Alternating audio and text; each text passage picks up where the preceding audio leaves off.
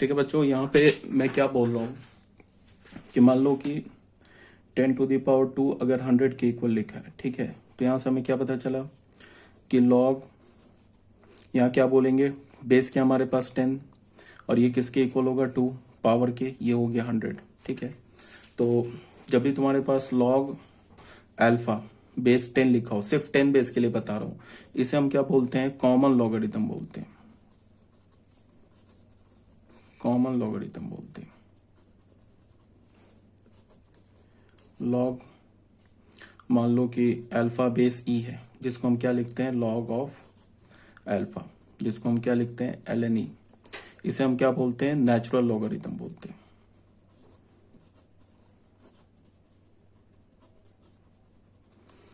ठीक है। अच्छा, अब यहाँ पे क्या है कि इसको तुम ऐसे देखो, यहाँ पे हमने क्या बोला कि 2⁻³ लिखा इज इक्वल टू 8, ठीक है।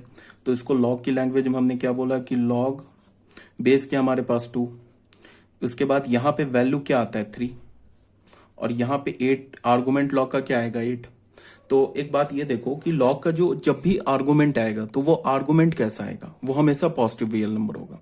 क्योंकि देखो हम लोग क्या करते हैं, 2⁻³ लिया तो 8 मिला, तो 2 हमारा कैसा है, पॉजिटिव रियल नंबर है। तो पॉजिटिव रियल नंबर पे कोई भी पावर डालो, 0 डालो, निगेटिव डालो, पॉजिटिव डालो, एनी रियल नंबर डालो, जो उसका वैल्यू आता है ना, वैल्यू क्या होता है, पॉजिटिव होता है। और ये जो वैल्यू कहाँ जाता है, लॉग के आर्गुमेंट में जाता है। तो इसका क्या मतलब होना चाहिए कि लॉग का आर्गुमेंट जो होगा, लॉग का जो आर्गुमेंट होगा वो हमें क्या मिलना चाहिए, हमेशा पॉजिटिव रियल नंबर, 0 भी नहीं मिलेगा, हमेशा क्या मिलेगा, पॉजिटिव रियल नंबर। अब ये जो पावर होता है, अब ये किसके इक्वल होता है, लॉग 8/2, ये क्या है हमारा, ये तो 3 है। अब यहाँ पे हम पावर, ये देखो 2 पे पावर तो हम कुछ भी डाल सकते हैं ना, 2 पे पावर हम 0 भी डाल सकते हैं, 2 पे पावर हम निगेटिव भी डाल सकते हैं, 2 पे पावर पॉजिटिव भी डाल सकते हैं। तो लॉग का जो वैल्यू होगा, मेरा कहने का क्या मतलब है, लॉग का जो वैल्यू होगा वो एनी रियल नंबर हो सकता है। ये है ना लॉग का वैल्यू 3 है ना, लॉग 8/2 का वैल्यू क्या है, 3 है। तो लॉग का जो वैल्यू होगा किसी भी बेस पर, वो कोई भी रियल नंबर हो सकता है, बट लॉग का जो आर्गुमेंट होगा वो हमेशा पॉजिटिव रियल नंबर होगा, ठीक है। अब फिर क्या है कि जो बेस लेते हैं हम लोग, वो बेस किसके इक्वल होता है, ये तो एक्सपोनेंशियल फंक्शन का इनवर्स है ना, लॉगरिथमिक फंक्शन। तो बेस हम लोग किस पर लेते हैं, बेस तो हम लोग क्या लेते हैं, पॉजिटिव रियल नंबर लेते हैं, एक्सक्लूडिंग 1। तो इसका मतलब क्या है कि लॉग का जो बेस होगा, बेस वो हमेशा पॉजिटिव रियल नंबर होना चाहिए, एक्सक्लूडिंग 1 को छोड़ के। तो अब मैंने क्या बोला कि अगर मान लो एक हमने ऐसा फंक्शन बना लिया, y is equal to f x is equal to log x base a, ठीक है। अब मैं बोलूं कि x कौन कौन सा वैल्यू ले सकता है, तो x जो है ना सिर्फ पॉजिटिव रियल नंबर ले सकता है, सिर्फ x क्या होगा हमारा, पॉजिटिव रियल नंबर। a का जो वैल्यू होगा, a क्या होगा, a is greater than 0 except 1, a क्या होगा, पॉजिटिव रियल नंबर होगा 1 को छोड़ के। तो हमने एक ऐसे फंक्शन डिफाइन कर लिया। अब ये जो फंक्शन है ना, ये इनवर्स है, किसका इनवर्स है, एक्सपोनेंशियल फंक्शन का। क्यों है, बिकॉज मान लो कि हमने एक फंक्शन लिया एफ एक्स, a⁻x लिया, इसको हमने y मान लिया, तो यहां से लॉग की लैंग्वेज में हम क्या बोलेंगे, log y base a is equal to x। इसका क्या मतलब है कि एक्सपोनेंशियल फंक्शन का जो डोमेन होता है ना, डोमेन इनवर्स फंक्शन में क्या होता है कि अगर मान लो f फंक्शन का इनवर्स g फंक्शन है, तो f फंक्शन का जो डोमेन होगा ना, वो g फंक्शन का रेंज बन जाएगा, और f फंक्शन का जो रेंज होगा ना, वो g फंक्शन का डोमेन बन जाएगा। इसको ध्यान में रखो। अब जैसे हमने यहाँ पे क्या बोला कि एफ एक्स हमने ले लिया, a⁻x is equal to y, एक फंक्शन ले लिया, तो इसको हम लॉग के टर्म में कैसे लिखेंगे, ये y कहां से आया, y क्या आया, ये जो एफ एक्स फंक्शन है ना, उसका रेंज आया ना, रेंज बन गया ना लॉग का आर्गुमेंट। लॉग का आर्गुमेंट क्या बन गया, y फंक्शन का रेंज, और y फंक्शन का रेंज क्या होगा, जो हमारे पास ये a⁻x फंक्शन है, इसका रेंज क्या होगा, पॉजिटिव रियल नंबर। तो ये लॉग का जो आर्गुमेंट होगा, मीन्स ये जो लॉग ये y होगा, ये क्या होगा, सिर्फ पॉजिटिव रियल नंबर। अब a जो है ना, a क्या हमारा होता है, ग्रेटर देन 0 एक्सेप्ट 1। तो यहाँ जो ये लॉग का जो बेस होगा ना a, ये भी क्या होगा, ग्रेटर देन 0 एक्सेप्ट 1। अब ये x क्या है, ये तो a⁻x का डोमेन है ना, तो a⁻x का डोमेन तो ऑल रियल नंबर होता है। इसका मतलब लॉग y बेस a का वैल्यू क्या होगा, ऑल रियल नंबर, ठीक है। फिर यहाँ पे देखो कि जो एक्सपोनेंशियल फंक्शन का जो रेंज हो रहा है ना, वो लॉग फंक्शन का क्या बन रहा है, लॉग फंक्शन का आर्गुमेंट बन रहा है, और जो एक्सपोनेंशियल फंक्शन का जो डोमेन है ना, वो लॉग फंक्शन का क्या बन रहा है, वैल्यू बन रहा है। ठीक है, ये डोमेन है ना एक्स, ये वैल्यू बन रहा है। इसका ये मतलब है कि जो लॉगरिथमिक फंक्शन है, लॉगरिथमिक फंक्शन को अगर मैं ऐसे बोलूं, चाहे तुम बेस ग्रेटर देन ले लो, बेस ग्रेटर देन मान ले लो, चाहे बेस को 0 से 1 के बीच में ले लो, दोनों में एक ही केस होगा। मान लो एफ एक्स ले लिया हमने, ऐसे ले लिया, ए टू द पावर एक्स ले लिया, वाई ले लिया, यहाँ पे हमने क्या बोल दिया, where a is less than 1 greater than 0, ऐसे बोल दिया। ठीक है, तो भी हमारे पास क्या होगा, लॉग, इसको हम कैसे लिखेंगे, log y base a is equal to x. ठीक है, तो इस केस में भी क्या हो रहा है, हमारा जो आर्गुमेंट है y को हम क्या बोलेंगे, लॉग का आर्गुमेंट। जो आर्गुमेंट है ये एक्सपोनेंशियल फंक्शन का क्या है, रेंज है, और ये जो x है ये एक्सपोनेंशियल फंक्शन का क्या है, डोमेन है। तो इनवर्स फंक्शन में क्या होता है कि f का इनवर्स g है, तो f का डोमेन g का रेंज बन जाएगा, और f का रेंज g का डोमेन बन जाएगा। ठीक है, तो अब हमने फाइनली एक फंक्शन डिफाइन किया, y is equal to f x is equal to log of x base a, एक ऐसे फंक्शन डिफाइन किया। इसमें हमारा डोमेन क्या है, x है, तो यहां पे ऑब्वियस सी बात है कि x क्या होना चाहिए, ग्रेटर देन 0 होना चाहिए। ठीक है, और ये a क्या होना चाहिए, greater than 0, and a should not equal to 1। ये हमारा लॉगरिथमिक फंक्शन फाइनल डिफाइन हो गया। अगर मैं बोलूं कि इस फंक्शन का डोमेन क्या है, तो वो है r प्लस। ठीक है, 0 टू इंफिनिटी। अगर मैं बोलूं कि इस फंक्शन का रेंज क्या है, इस फंक्शन का, तो वो range all real number. Domain are plus क्यों हो गया, बिकॉज एक्सपोनेंशियल फंक्शन का जो रेंज है ना वो आर प्लस है, और लॉगरिथमिक फंक्शन एक्सपोनेंशियल फंक्शन का इनवर्स है, तो क्या होगा, इस फंक्शन का, लॉगरिथमिक फंक्शन का डोमेन क्या हो जाएगा, आर प्लस, और एक्सपोनेंशियल फंक्शन का जो डोमेन है वो क्या है, all real number, and logarithmic function exponential function का इनवर्स है, तो इस लॉगरिथमिक फंक्शन का रेंज क्या हो जाएगा, ऑल रियल नंबर। ठीक है, ये बात क्लियर हो गई होगी। अब आ जाओ, लॉगरिथमिक फंक्शन हमने डिफाइन कर लिया। अब तुम ऐसे देखो,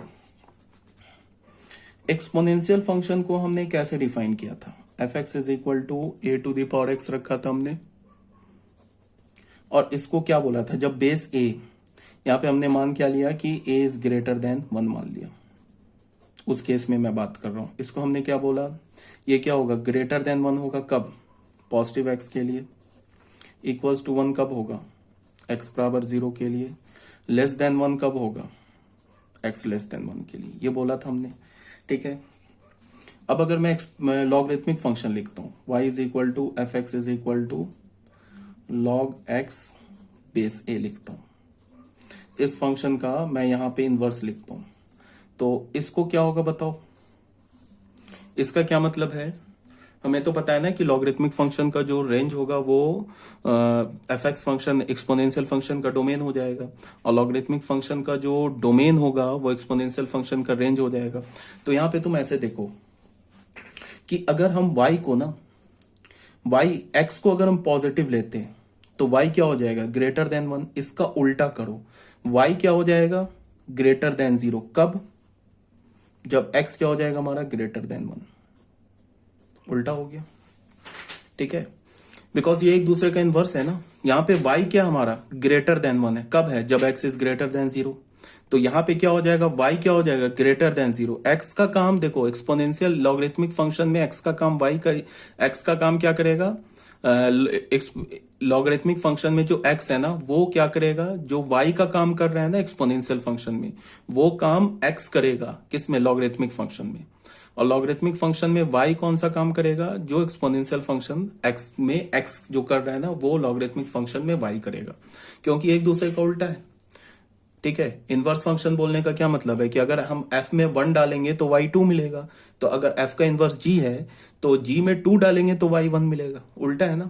तो यहाँ पे क्या, अगर x ग्रेटर देन 0 तो y ग्रेटर देन 1 है, तो यहाँ पे क्या, y ग्रेटर देन 0, देख लो y इज ग्रेटर देन 0 कब, when x is greater than 1। अब यहाँ पे देखो, जब हमने x का वैल्यू 0 डाला तो y 1 मिला, इसका क्या मतलब होगा कि y का वैल्यू क्या मिलेगा हमें, 0, कब, जब x का वैल्यू 1 होगा। ठीक है, उसके बाद बताओ, x का वैल्यू लेस देन 1 है तो क्या है, y हमारा, ये लेस देन 1 कैसे लिख रहा हूं यार, लेस देन 0 है। अगर x हमारा लेस देन 0 तो क्या है हमारा, y लेस देन 1 है। इसका उल्टा कर दो, y हमारा लेस देन 0 होगा कब, जब हमारा x इज लेस देन 1 होगा। अब लॉगरिथमिक फंक्शन का कर्व ड्रॉ करते हैं। कब? When A is greater than 1। इस केस में लॉग का हम कर्व ड्रॉ करते हैं। सबसे पहले डोमेन क्या फंक्शन का? लॉग फंक्शन का पॉजिटिव रियल नंबर है। इसका मतलब जो कर्व है वो 0 पे डिफाइन नहीं है, कर्व जो है वो निगेटिव रियल नंबर पे डिफाइन नहीं है, कर्व जो है सिर्फ पॉजिटिव रियल नंबर पे डिफाइंड है। तो ये हो गया, यहाँ पे हमने 1 ले लिया। अब बताओ x का वैल्यू 1 है तो y का वैल्यू 0, तो ये पॉइंट आ जाएगा फंक्शन के कर्व में। अब बताओ अगर हम x का वैल्यू 1 से ग्रेटर रखते हैं ना, इस पोर्शन में रखते हैं, तो y क्या होगा हमारा? ग्रेटर देन पॉजिटिव होगा। पॉजिटिव होगा तो x एक्सिस से ऊपर आ जाएगा ऐसे। और अगर हम x का वैल्यू लेस देन 1 रखते हैं तो y क्या होगा हमारा? लेस देन 0, तो ऐसे आ जाएगा कर्व। मतलब क्या होगा? कर्व ऐसा कुछ हो जाएगा।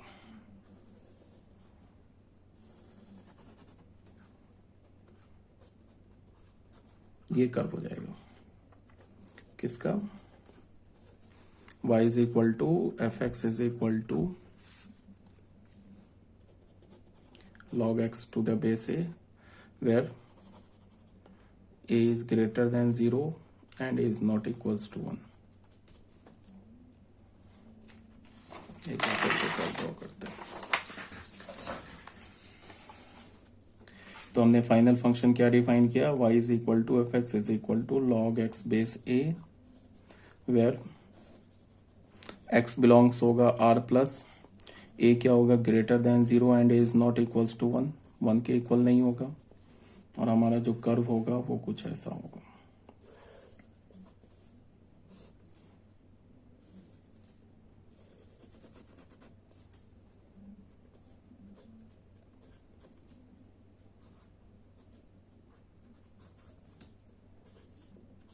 ये हमारा फंक्शन हो जाएगा। ठीक है, अब इस फंक्शन को के कर्व को देख के तुम बता सकते हो इसका जो डोमेन क्या है हमारा? Positive real number. ठीक है, और उसके बाद इस फंक्शन का रेंज क्या? From minus infinity two plus infinity. इस फंक्शन का तुम शैडो लोगे ना वाई एक्सिस पे, तो पूरा वाई एक्सिस आ जाएगा। और इस फंक्शन का अगर तुम शैडो लोगे, यहां से लेके यहां तक का शैडो लोगे ना, तो ये 1 और 1 से ग्रेटर कवर हो जाएगा। और इस ग्राफ का शैडो लोगे एक्स एक्सिस पे, तो क्या होगा? 0 को छोड़ के 0 से 1 के बीच का सारा कवर हो जाएगा। तो इस फंक्शन का रेंज क्या हो गया? अगर डोमेन की बात करूं फंक्शन का, तो डोमेन क्या हो गया? r plus. और रेंज की बात करूं फंक्शन का, क्या हो गया? All real number. ठीक है, ये हमारा कब था? When a is greater than 0 and a is greater than 1। क्या लिख रहा हूं मैं? इसके लिए था। ठीक है, केस 1 लिया था ना, when a is greater than 1। अब आ जाते हैं बच्चों केस 2 में। जब हमने बेस को क्या बोला? 0 से 1 के बीच में लाई करेगा। तो इस केस में पहले एक्सपोनेंशियल फंक्शन डिफाइन कर लेते हैं। y is equal to f x is equal to a to the power x। ये क्या हो जाएगा बताओ? a to the power x में ये क्या होता है? लेस देन 1 होता है। कब होता है? When x is greater than 0। Equals to 1 होता है कब? When x is equal to 0। और ग्रेटर देन 1 कब होता है? When x is less than 0। ऐसे ही होता है ना। तो एक हमने इसका लॉगरिथमिक फंक्शन डिफाइन किया, y is equal to f x is equal to log of x base a. यहां भी हमारे पास क्या है? सबसे पहले x क्या होगा? Belongs to r plus. उसके बाद a क्या होगा? Lies between 0 and 1। ठीक है, उसके बाद फंक्शन को कैसे डिफाइन करेंगे? log x to the base a। ये कैसे डिफाइंड होगा? यहाँ पे x ग्रेटर देन 0 है, तो y इज ग्रेटर देन 0। यही है ना y इज ग्रेटर देन 0 कब? When x is less than 1। y is equal to 0 कब? When x is equal to 1। और y इज क्या होगा? लेस देन 0 कब? When x is greater than 1। ये हमारा फंक्शन डिफाइन हो गया। अब रेंज की बात करेंगे तो रेंज क्या होगा? जो एक्सपोनेंशियल फंक्शन का डोमेन होगा ना, वो इसका रेंज हो जाएगा। एक्सपोनेंशियल फंक्शन का डोमेन क्या है? एक्सपोनेंशियल फंक्शन का डोमेन r प्लस है।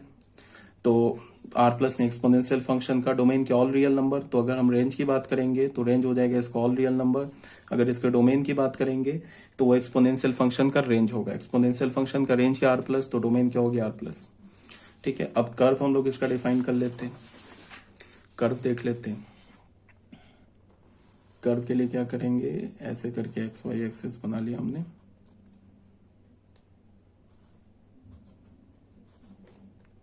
ये हो गया 1 पर क्या है बताओ? जब हमने लिया ना, यहाँ पे देखो x का वैल्यू 1 लिया तो y का वैल्यू क्या मिल गया? 0। तो ये पॉइंट क्या हो जाएगा हमारा? 1,0। एक्स का वैल्यू ये पॉइंट हो जाएगा ना 1,0, फंक्शन में 1 डालेंगे तो वाई क्या मिलेगा 0। उसके बाद क्या देख रहे हैं, अगर हम फंक्शन में एक्स का वैल्यू लेस देन 1 डालते हैं, 1 से छोटा, एक्स का वैल्यू क्या, एक्स तो हमारा डोमेन है ना फंक्शन का, तो एक्स का वैल्यू हम 0 नहीं रख सकते हैं, एक्स का वैल्यू हम नेगेटिव नहीं रख सकते, एक्स का वैल्यू हमेशा पॉजिटिव रखेंगे। तो एक्स का वैल्यू जब हम लेस देन 1 रखेंगे, मीन 0 से 1 के बीच में रखेंगे, तो वाई क्या होगा हमारा पॉजिटिव, वाई क्या होगा पॉजिटिव। ऐसे फंक्शन का कर्व चलेगा, ऐसे चलेगा। ये हो गया हमारा log x to the base a का curve, where a is less than 1। Domain तो बता ही दिया इस फंक्शन का, डोमेन हो गया r प्लस रेंज फंक्शन का ऑल रियल नंबर। देख लो ये जो क्या हमारे पास ये जो फंक्शन है, देखो यहाँ पे जैसे जैसे हम लोग क्या करेंगे, एक्स वाई एक्सिस की क्लोज आते जाएंगे ना, एक्स का वैल्यू वाई एक्सिस का वैल्यू बढ़ के कहाँ चला जाएगा, पॉजिटिव इन्फिनिटी की ओर। और जैसे जैसे हम वाई से एक्स जो है ग्रेटर देन 1 होता जाएगा, वाई का वैल्यू क्या हो जाएगा, माइनस इन्फिनिटी की ओर चला जाएगा।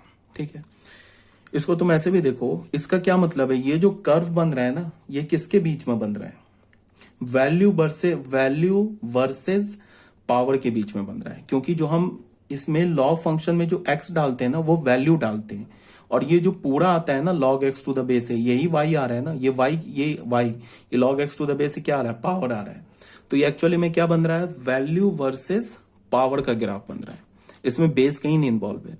तो तुम ऐसे सोचो कि अगर हमने 1/2 पे पावर x लिया, ये हमने फंक्शन माना, तो यही fx तो वैल्यू है और ये पावर है, इसी वर्सेस पे ग्राफ बन रहा है ना।